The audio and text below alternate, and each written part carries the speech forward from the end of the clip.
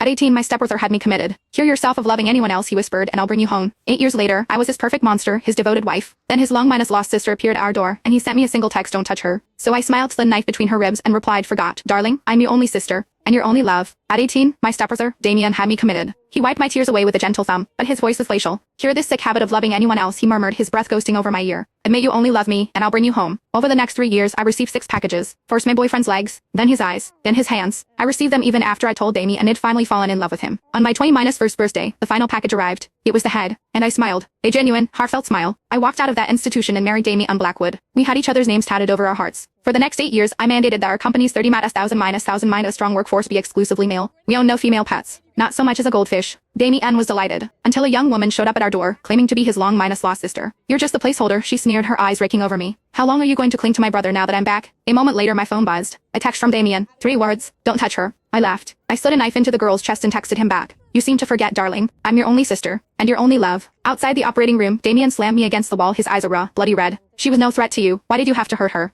I hadn't seen that particular brand of fury on his face in years. Not since my kidnapping 3 years ago. I let a slow smile curve my lips. Darling, I purred, have you forgotten what you said when we got married? He had held my hand that day like it was the most fragile thing in the universe, his voice a low, obsessive murmur. Sister or lover, you are the only one I will ever have. Now that same hand was crushing my wrist, his rage directed at me, all for another girl. Another sister. A flicker of guilt crossed his face before being consumed by fresh anger. I just want to know when you became so vicious. You taught me, I said, my smile widening to show my teeth. 8 years ago. In that white sterile room. They served me my boyfriend's head on a dinner tray. The sockets were empty, but I felt his gaze on me all the same. That was the day my heart finally hardened into something useful. What's wrong, Damien? Are you not pleased with your creation? He shoved me away, his voice dropping to absolute zero. You better pray she makes it. A surgeon emerged, wiping sweat from his brow. It's a miracle. The patient's heart is on the right side of her chest. The blade missed it completely. Damien's breath hitched in a sigh of relief. Then a strange, small smile touched his lips. Just like mine, he whispered. I froze for a second, then I smiled too. His real sister, the true heiress, of course. Even God played favorites. They wheeled her out on a gurney, pale and weak. When she saw me, she flinched violently, her voice filled with venom. Damien, she tried to kill me. Call the police. She belongs in a cage. Damien said nothing, just took her hand, his expression etched with concern. A cage? Been there, done that. 3 years, I said, stepping closer with a light laugh. And that word, brother, is reserved for me. In one fluid motion, I pulled the decorative pen from my hair and lunged. But Damien was watching me. He was always watching me. He moved faster, his arm a blur as he knocked me to the ground. The next thing I knew, the cold muzzle of a gun was pressed against my forehead.